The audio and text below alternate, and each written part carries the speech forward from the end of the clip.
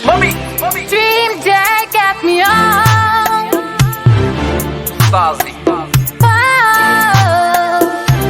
white family music. I'm going back to where I belong. You're the reason why I'm singing this song. But I did you no wrong. But you broke my heart. Hi guys, we're Team Apple and we are Ghana bound. Welcome back to our channel. I wanted to come to you guys with the top 6 things that I'm looking forward to moving back to Ghana. The list is actually really long. There are a lot of things that I'm looking forward to. Otherwise, why would we be moving? But I wanted to really explain or go into the top 6 today with you. So let's go straight into it. Number 1 might be an obvious one, but it's the climate. So I'm looking forward to hot weather, warm weather all the time. I'm looking forward to not having to layer up the children and have a whole load of coats and jumpers in my wardrobe all year round. I know that it rains, obviously we have rainy season in Ghana, so I might pack an umbrella, but I'm looking forward to having some beautiful sunshine. It does something to me, it makes me feel positive, it lifts me up, and when you have those mornings where you feel just at peace, I think the sunshine has a lot to do with it, so I'm definitely looking forward to that. So number 2, I'm looking forward to having some home help. Oh. I'm looking forward to having a support system. So I obviously adore my children, but in the UK, if you haven't got family that live with you or that live close by, it is actually really challenging to get your career on the road, to even keep the house, and at the same time to give the children the best that they need, which is your attention and your time.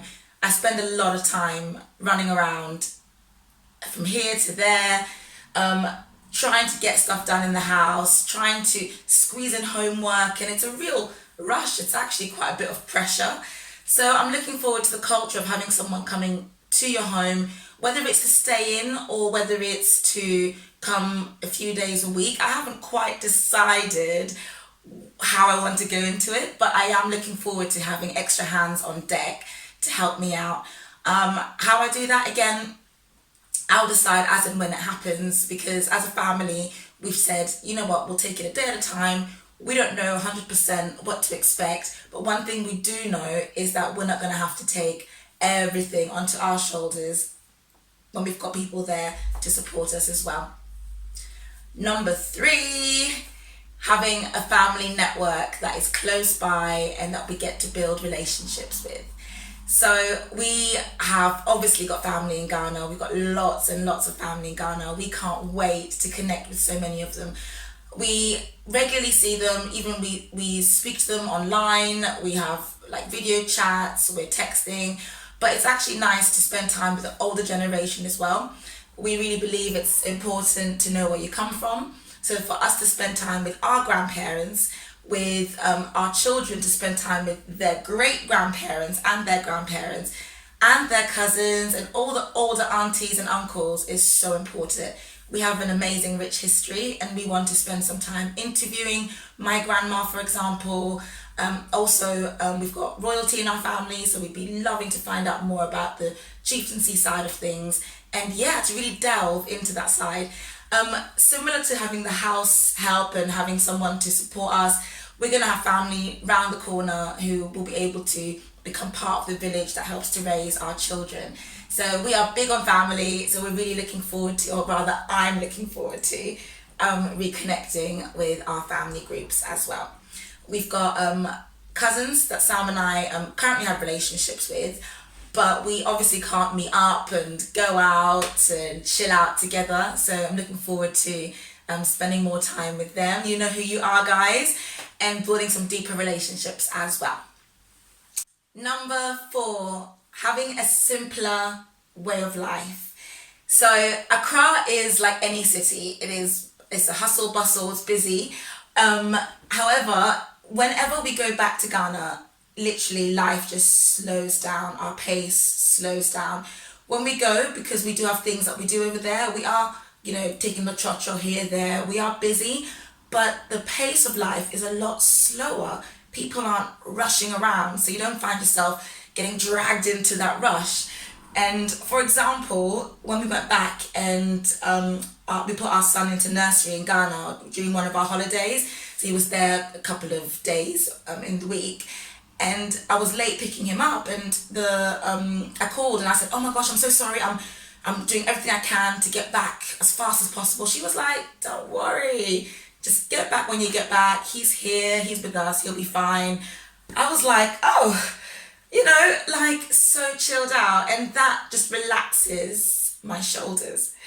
And linked to that as well is having a simpler life in terms of all the stuff that we have in the UK. So I have a whole bunch of things for children, a whole bunch of things that we just need to get through the day. And I find that in Ghana, there isn't so much of a need for things, for stuff. It's quite simple, it's quite relaxed. Don't get me wrong, everyone's different, everyone has their own taste, but I find that in Ghana, I don't need as many gadgets and as many things when I go out. I don't even have to have a handbag, to be honest. I just don't need stuff. So I'm looking forward to having more of a minimalistic lifestyle. I know even going deeper into that, when we leave Accra, normally we go into the Volta region, and it's even more laid back. And so I'm looking forward to spending more time in the countryside in Ghana, out of Accra, and just allowing nature to calm my spirit, because the Western world is very stressful. So a simpler way of life. Okay, so number 5 is learning the language. Yes, it's time. A while ago, in fact, most of Sam and I's relationship, we've been talking about Ghana, and we've always gone on about, why didn't our parents teach us? Why didn't they keep the language going? I spoke Fanti, and I slightly understood Ga when I was a small child, but I lost it when we moved from Germany. I know I'll talk about my past a bit more, but I moved from Germany into England. At the time, I could speak German and Fanti and understood a bit of Ga.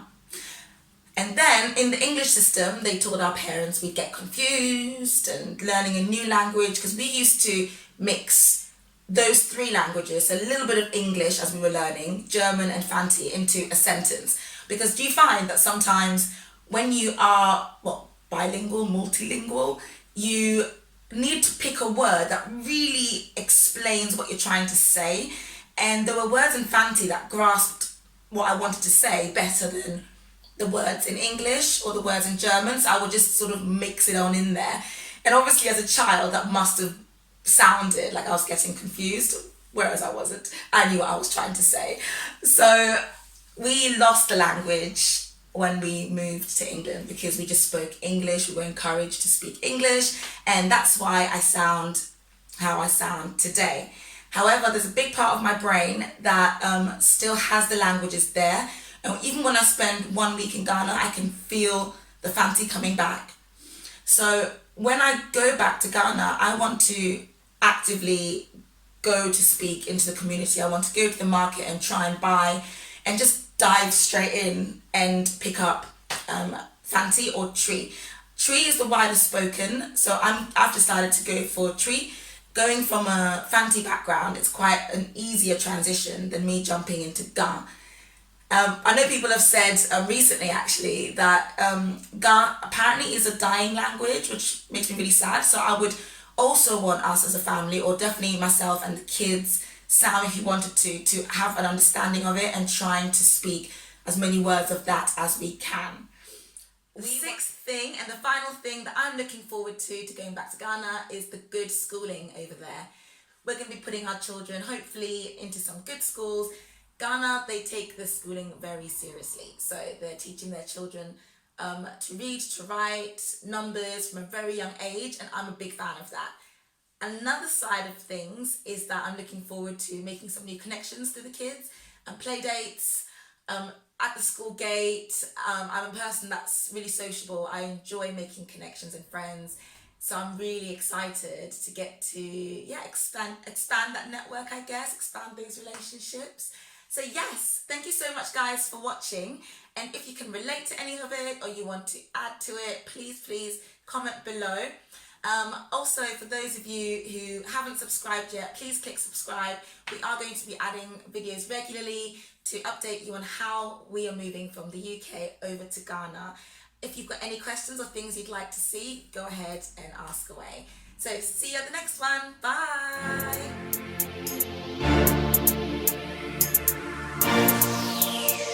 Smobby. Dream Jack got me on.